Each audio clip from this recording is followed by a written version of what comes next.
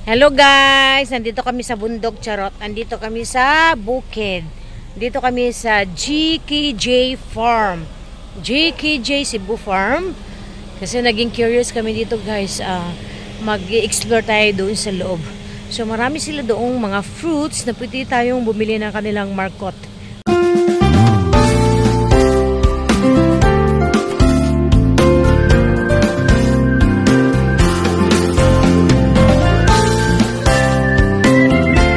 Ayan, GKJ Farm Cebu PH. So ayan. Okay? So mali pala.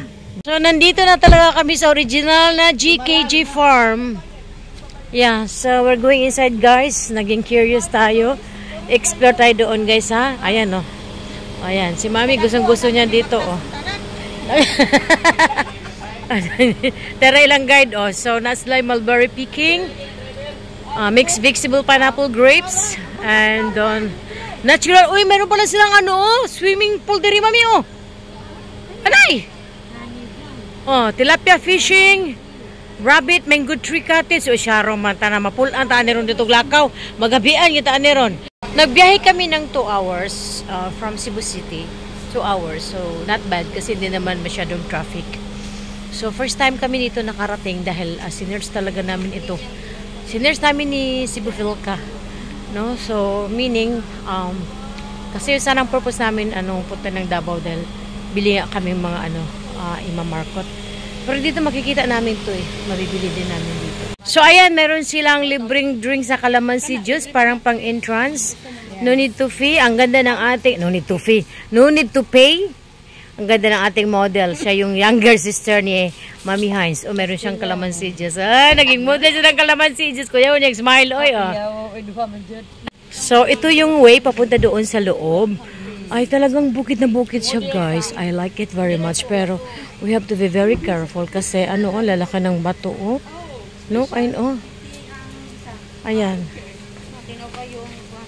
Ganda ng palibot na talagang nasa bukid ka. Ayan, oh, mabato nga talaga, guys. So, kailangan ingat tayo dito, no? Dandahan lang, no? Kasi, uy, Lord, huwag niyo kami babayaan, Lord. Uy, dari, ginya, oh. Ang dami nila, guys. Oh, ginya. Yes, alam nila may bisita, wow. Nagbo sila, gi-welcome ta nila. Ayun, oh. Training ni Day. Feeding time guys. Ayan si Vanny oh, ang nagfe-feed ng Ginya Paul.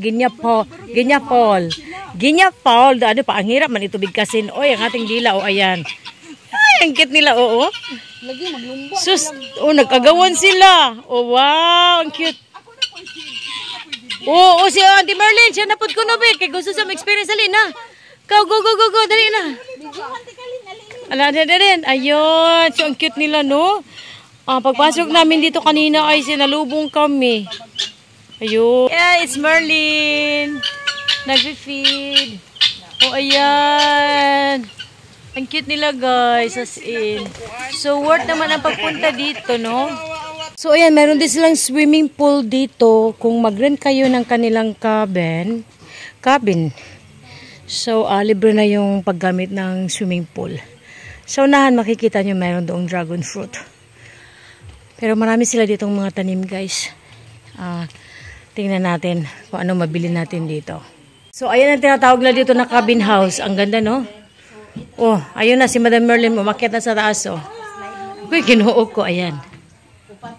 Dito tayo sa kanilang dragon farm. Wow, ang galing! Ayan oh, may dragon oh. Ayang model na naman si Jessica. Ayan. No, so pwede daw kami dito mag-harvest, tag 200 pesos ang per kilo.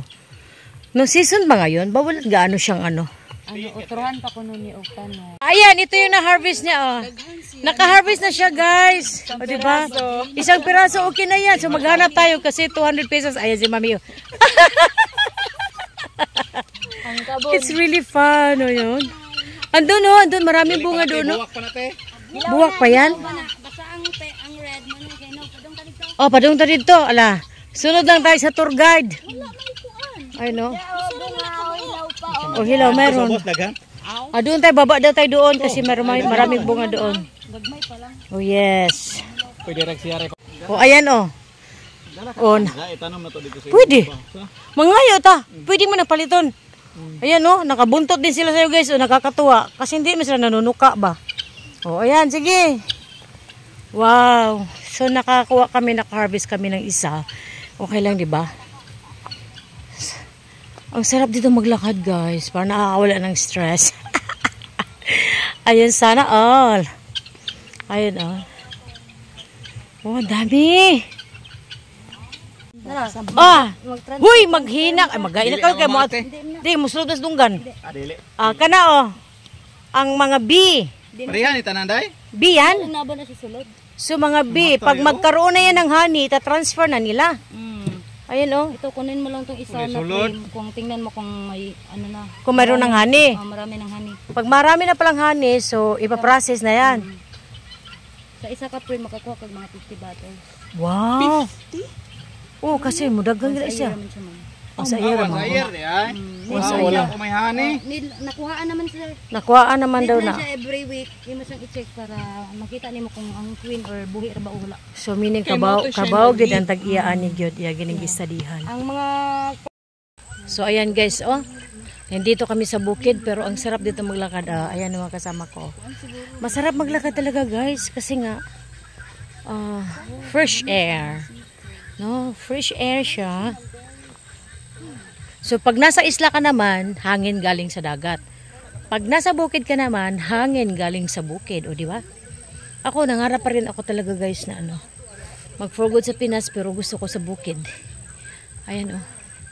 So ito mamumunga na to, ayan oh. Mamumunga na siya. Ay!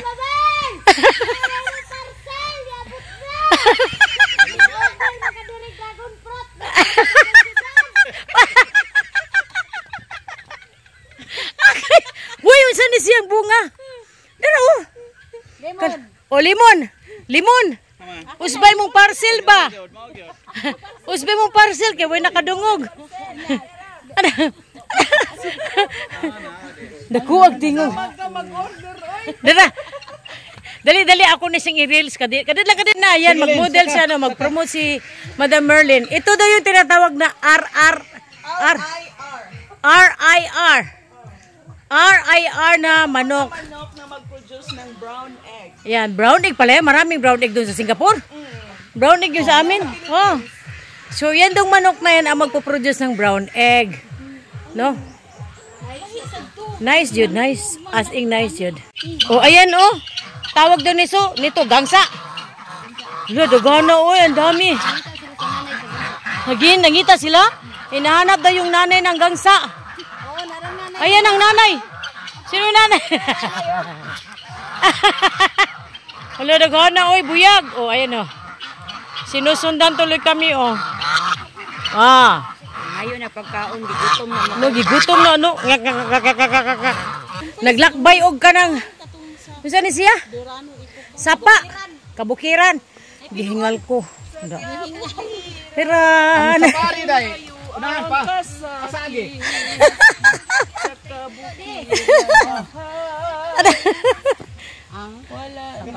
Grabe. Talagang ano, it's really fun. No, bukid yun na bukid. Na-experience pero di ba? Nakakatuwa guys. Ayun no. So mayroon din daw durian dito. So malaki. Talagang kat-katin mo talaga ito guys. Ayan o, nagkalanga sila o. October pa daw pwedeng mag-harvest ng durian. Ano yung hinarvest namin na ano? Yung hinarvest namin na... So yung hinarvest namin na ano na dragon fruit. Tatlo pala yung nakuha? Hindi, meron siya sa rep. Meron siya. Ayun pa, meron pa siya isa. Oh, di ba? I know, kasi 200 ang per kilo ng dragon fruit. Okay na yan. Meron pa siyang dragon fruit juice. So, bali ko anday siya, day. Kanang, ang usa ka kilo pila ka buok ra. Tulo, okay ra po. Depende kung sa kadagko. Ay, okay. So, pwede ba unod rin paliton? Paste. Labog ng panit. Bugat, bago ng panit. Agoy, so, grabe, pinagsiningutan talaga ko. Oh. Ay, pinapabisan ako ng maraming singhot. Pero, ang ganda noon ng paglakad kasi talagang ano, worth it naman. Nabawasan doon yung calories namin, sabi ni Mami. No? So maganda yung paglalakad. Hindi kasi mainit at saka yung oras ng pagdating namin dito medyo makulimlim. Mapawis, pinagpawisan ang aking singhot. No, thank you so much sa kapag-adventure kami dito. First time kami nakarating dito. It's worth talaga. No? So thank you. Until here, dito na lang ang ating video. Till the next video guys. Bye!